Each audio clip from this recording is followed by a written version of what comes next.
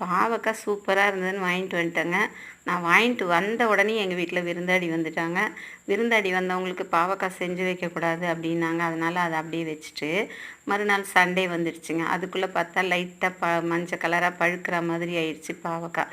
இதை அப்படியே விட்டான்னு வச்சுக்கோங்களேன், எல்லா பாவக்காவும் பழுத்து போயிடும். அதனால் நான் என்ன பண்ணிட்டேன், கட் பண்ணி அதை வத்தல் போடலான்ட்டு போட்டுட்டேங்க. சின்ன சின்ன பீஸாக கட் பண்ணிவிட்டு வாணலில் போட்டுக்கலாம். போட்டு கல்லுப்பு கொஞ்சம் அதிகமாகவே போட்டுக்கலாம். நிறைய உப்பை போட்டு கொஞ்சமாக தண்ணி ஊற்றிக்கோங்க. அந்த பாவக்காய் லைட்டாக வேகிற அளவுக்கு இருந்தால் போதும். பாவக்காய் இப்போ வெந்துருச்சு பாருங்கள், கொஞ்சம் கலர் சேஞ்ச் ஆகிருக்கும். அந்த அளவு வெந்தால் போதும். இந்த அளவுக்கு இருந்தால் போதும். வெந்த பிறகு நம்ம அதில் தயிரை போட்டுக்கலாம். இல்லைன்னா தயிர் இல்லைனாலும் மோர் இருந்தாலும் மோரை ஊற்றி அப்படியே நைட்டு ஃபுல்லாக ஊற வச்சுடுங்க.